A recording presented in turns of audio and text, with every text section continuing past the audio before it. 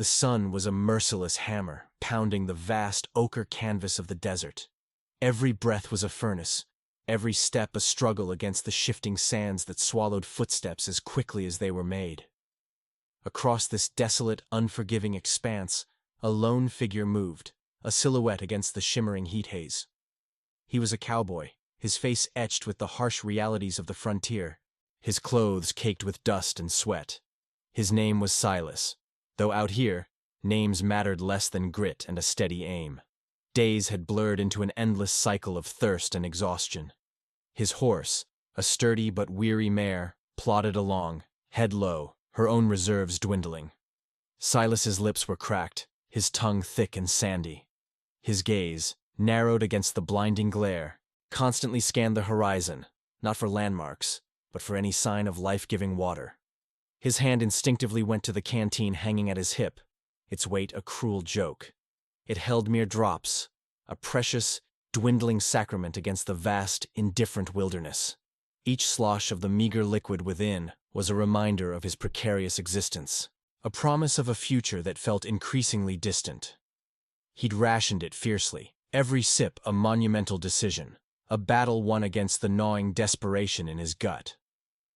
Suddenly, a flicker of movement caught his eye, an anomaly in the monotonous landscape. He squinted, his hand dropping to the worn handle of his revolver, a reflex born of hard-won experience. The desert was beautiful, yes, but it was also a place of sudden, brutal encounters. As he drew closer, the shape resolved itself. A man, slumped against a rock outcropping, clearly in distress. An Apache warrior. The air crackled, not just with heat, but with an ancient tension. The warrior was young, but his face was grimaced with pain. His buckskin shirt torn, revealing a deep gash on his arm. His bow lay discarded beside him, and his quiver was empty. He was vulnerable, utterly at the mercy of the elements, and of Silas. Their eyes met across the shimmering distance, a silent confrontation that spoke volumes. There was no hostility, only a shared understanding of their predicament. A raw, primal recognition of suffering. In that searing moment, time seemed to stretch and warp. Silas felt the familiar prickle of self-preservation, the ingrained instinct to protect what little he had, to keep moving, to survive. To ignore the warrior, to leave him to his fate, would be the easiest path, the most logical in a world that valued strength above all else. But then, another feeling, a whisper against the roaring storm of his own thirst, began to surface. A flicker of something that defied logic, a spark of shared humanity in the face of shared oblivion. The sun beat down with relentless fury, amplifying the tension between the two men. It highlighted every bead of sweat, every tremor of exhaustion. The choice was stark, brutal in its simplicity. Survival for himself alone, or a moment of compassion that could cost him everything. The few remaining drops in his canteen felt heavier than gold, each one a potential lifeline, a sacrifice.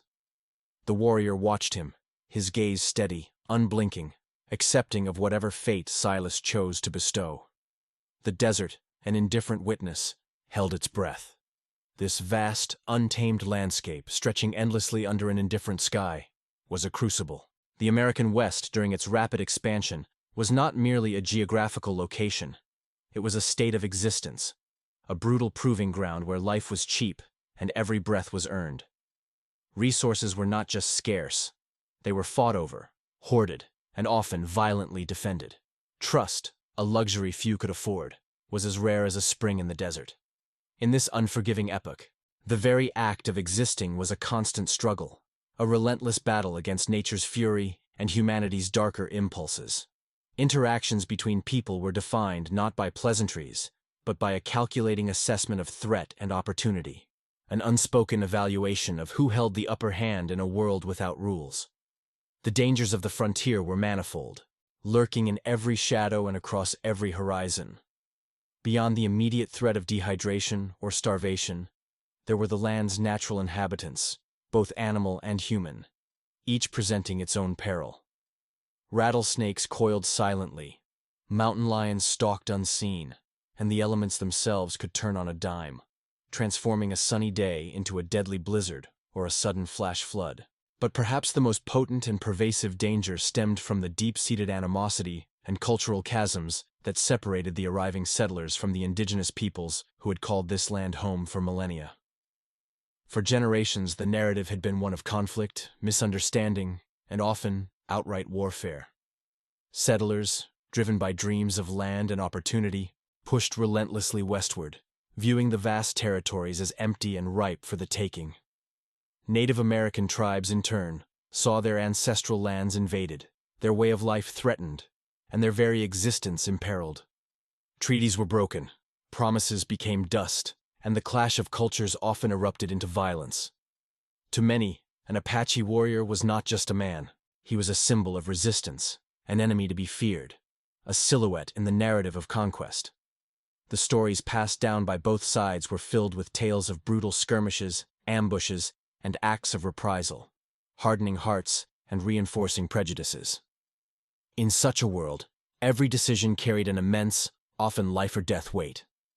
To offer aid to a perceived enemy, especially when one's own survival hung by a thread, was not just unconventional, it was almost unthinkable.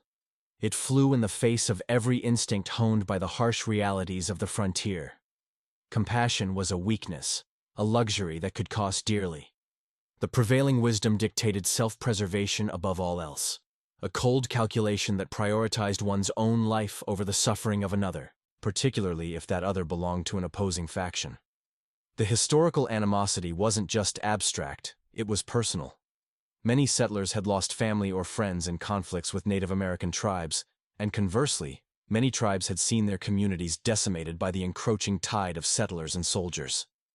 These deep wounds festered, creating a climate of suspicion and fear that made any act of cross-cultural kindness seem like an act of madness. It was against this backdrop of ingrained hostility, of a world where survival often meant hardening one's heart, that Silas now found himself. The choice he faced was not just about sharing water. It was about defying generations of conflict, about challenging the very fabric of frontier existence. It was an act that, if chosen, would set a stage for something truly extraordinary, something that transcended the brutal logic of the land and the bitter history that stained its soil. The moment stretched, suspended between the parched earth and the relentless sky. Silas, his own throat aching with thirst, took a slow, deliberate breath. The canteen, a battered metal cylinder that felt impossibly heavy in his hand, was his lifeline, his only hope in this desolate expanse. Yet, here he stood, facing a man who, by all accounts, should have been his enemy, a man whose people had been painted as savages, a man whose suffering mirrored his own, amplified by injury. Defying every instinct of self-preservation, every whispered warning from a lifetime lived on the brutal edge of civilization, Silas slowly, almost imperceptibly, extended his arm. His hand, calloused and sun-darkened, pushed the canteen forward, a silent offering in the vast silence of the desert. It was a gesture stripped bare of words, of explanation, of expectation. The Apache warrior, his eyes still holding a flicker of suspicion, watched the movement with an intensity that seemed to pierce through Silas's weary facade. For a beat, an eternity, neither man moved, their gazes locked. The canteen a fragile bridge between two worlds. The air shimmered with unspoken tension, the weight of generations of conflict pressing down on this singular, improbable interaction. Then, a subtle shift. The warrior's eyes, though still wary, softened almost imperceptibly. His own hand, lean and strong despite the wound in his side, reached out. Their fingertips brushed, a fleeting contact that sent a shiver down Silas's spine, not of fear, but of something akin to profound recognition. The transfer was made without a sound, the cold metal of the canteen passing from one hand to the other. There was no snatching, no aggressive grab, just a quiet acceptance that spoke volumes. The warrior brought the canteen to his lips, his gaze still fixed on Silas for a moment longer, a silent question perhaps, or a silent acknowledgement. Then, with a slow, deliberate tilt, he began to drink. The sound of the water, a gentle gurgle, was amplified in the stillness, a symphony of relief in the arid landscape. Silas watched, every muscle in his body taut as the warrior's throat worked, the life-giving liquid flowing down. He saw the immediate, almost miraculous transformation in the warrior's eyes. The dull glaze of dehydration receding, replaced by a renewed clarity, a spark of vitality returning to depths that had seemed on the verge of fading. It was a visceral, undeniable display of pure, unadulterated relief, a testament to the primal power of water in a land that offered so little. Neither man spoke. The cultural chasm, the historical animosity, the very real dangers of their world, all of it faded for those precious moments. There was only the shared vulnerability, the universal need, and the simple, profound act of one human being offering solace to another. In that shared silence, a truth emerged, stark and undeniable. Beneath the layers of prejudice and fear, the fundamental human connection remained, waiting for an opportunity to surface.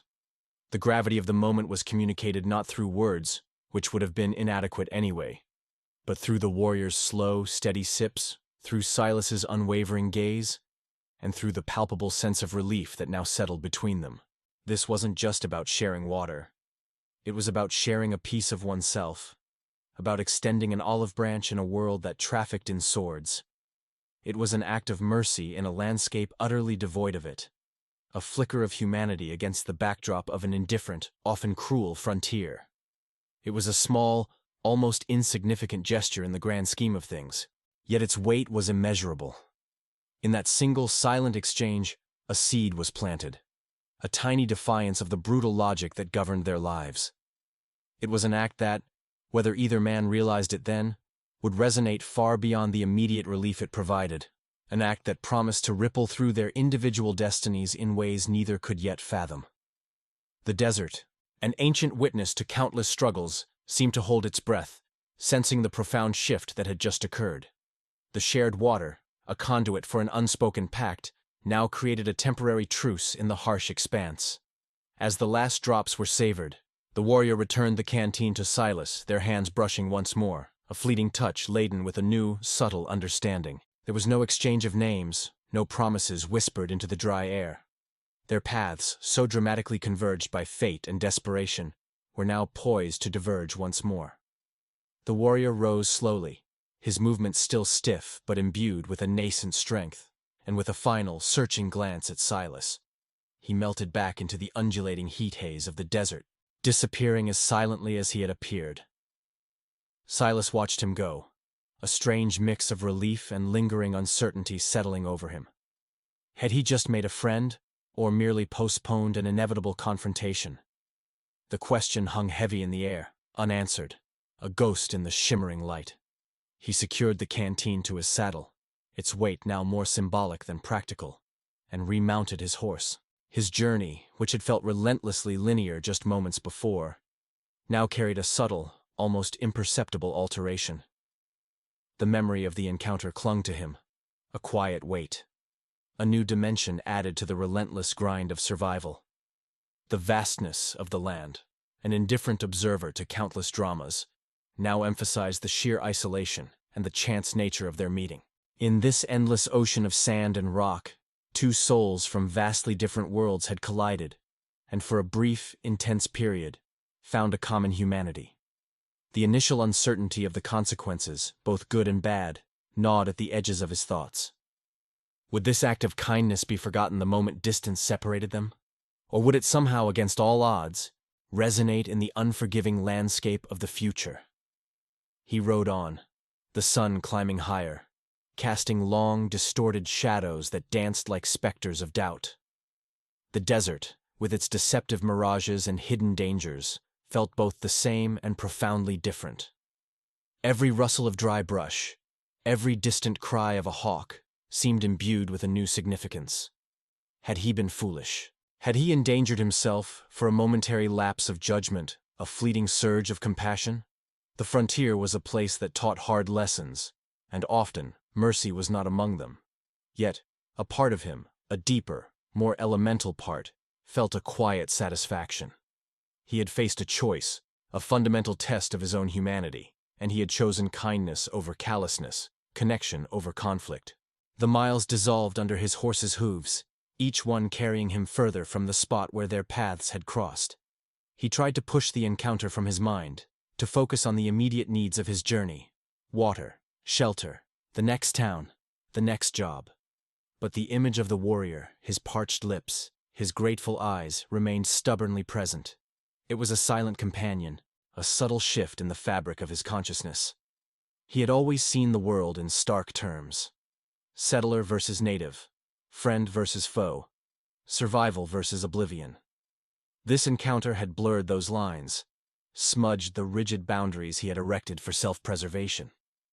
It was a disquieting sensation, yet not entirely unwelcome.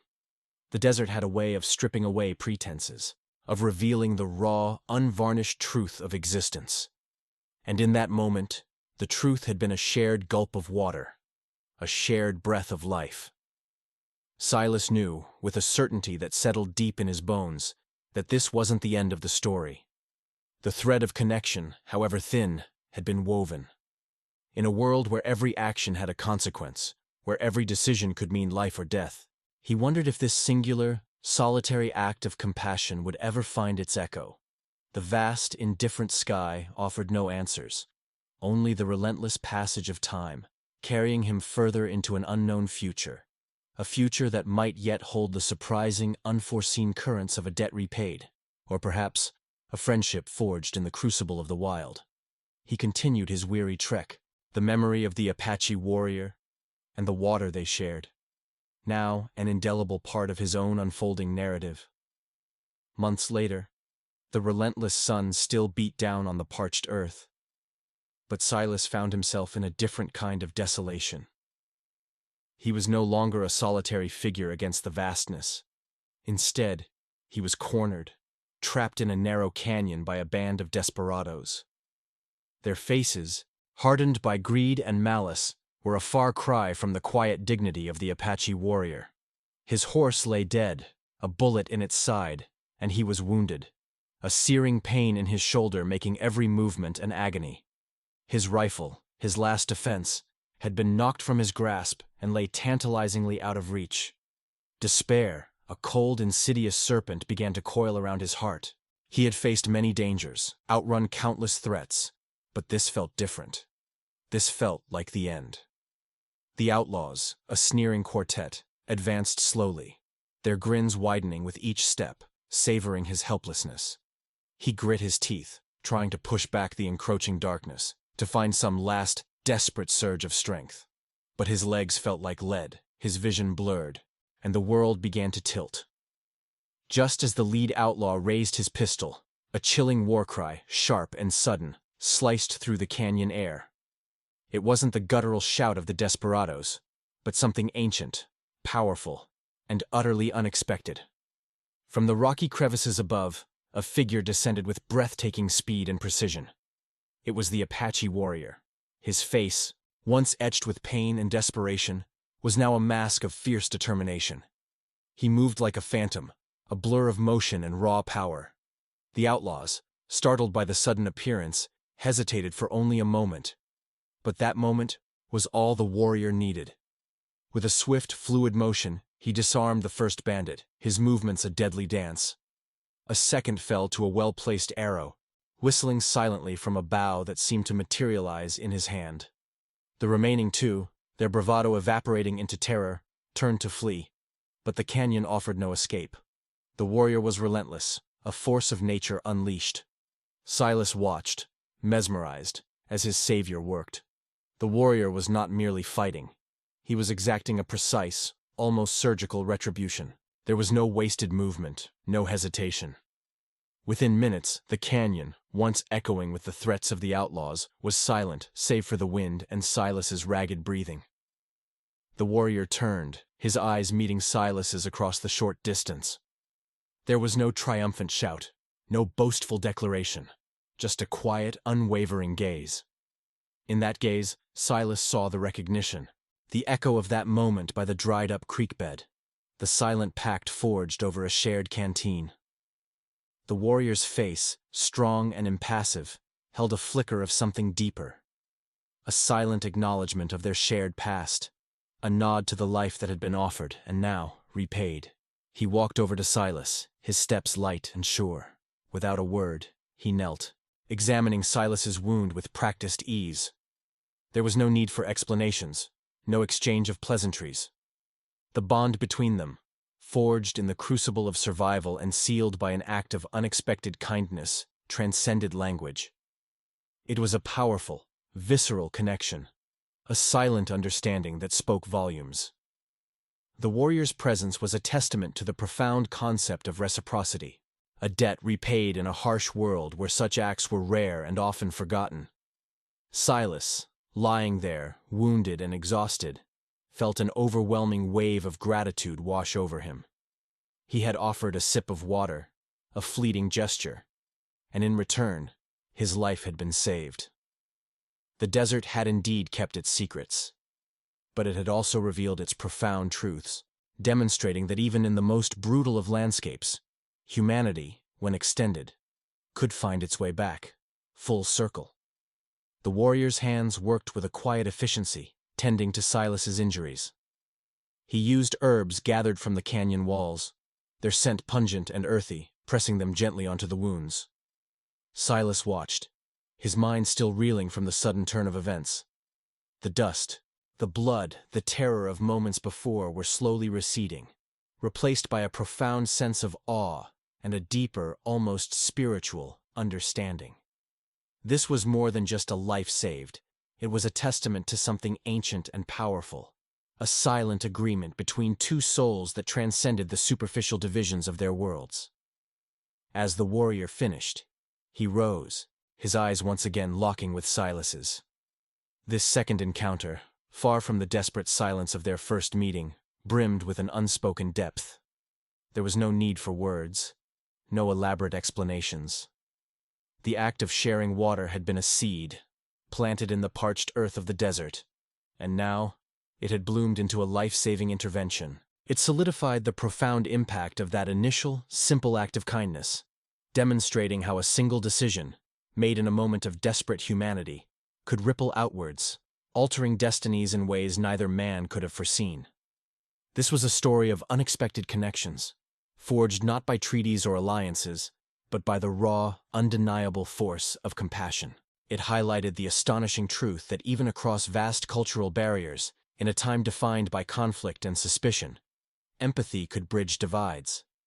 The quiet strength of human connection, often overlooked in the grand narratives of history, asserted itself with undeniable power. Both men, in their own ways, had been subtly transformed by their encounters. Silas, the weary cowboy, had learned that kindness was not a weakness, but a profound strength, capable of returning to him when he needed it most. The warrior, whose name remained unknown to Silas, had honored a debt, not out of obligation, but from a recognition of shared humanity. The desert, a landscape often perceived as barren and unforgiving, had become a crucible for this extraordinary bond. It had stripped away the superficial layers of identity, leaving only the essential truth of two men, reliant on each other in different moments. The sun, which had once beaten down on Silas with the threat of death, now seemed to warm him with the promise of life, a life unexpectedly given back to him by the very person he had once, perhaps, been taught to fear. This shared experience reshaped their individual perceptions, broadening their understanding of the world and their place within it. It was a silent revolution of the heart, quiet yet profound, challenging the ingrained prejudices of their time. The warrior offered Silas a hand, helping him to his feet. There was a moment, a pause suspended in the desert air, where the weight of their shared history, their separate lives, and their intertwined destinies hung heavy. It was a moment of perfect clarity, a recognition that some bonds defy explanation, existing purely in the realm of action and consequence. Silas felt a surge of emotion, a mix of gratitude, wonder, and a deep, abiding respect for the man who stood before him. This wasn't merely a rescue. It was a profound lesson etched into his very being, a testament to the fact that even in the most brutal environments, humanity, when extended, could yield unforeseen, miraculous returns. The quiet strength of this connection, born of a single sip of water, transcended the conflict that often defined their world, offering a glimpse into a different, more hopeful reality. Their eyes met one last time, a silent exchange passing between them that spoke volumes more than any words ever could. There was no need for grand declarations or promises of future meetings. The bond forged between the cowboy, Silas, and the Apache warrior was not one of convenience or alliance, but of shared humanity, tested and proven in the unforgiving crucible of the desert. With a final, almost imperceptible nod, the warrior turned, melting back into the vast, shimmering expanse from which he had emerged, leaving Silas alone once more, but profoundly changed. The desert, which had initially appeared as a relentless, indifferent force, now seemed to bear witness to an extraordinary human interaction. Its endless dunes and stark mountains, once symbols of isolation and danger, now held the memory of a profound connection, a testament to the unexpected kindness that had bloomed in its harsh embrace. Silas stood there for a long moment, the warmth of the sun on his face, feeling the weight of the events that had transpired. He wasn't just alive. He was reborn, his understanding of the world irrevocably altered. This experience, born from a desperate act of compassion, had etched an indelible imprint upon his soul. It was a powerful reminder that even in a world governed by conflict, suspicion, and the brutal struggle for survival, the simple act of offering a hand, or in his case, a sip of water, could set in motion a chain of events that defied all expectations.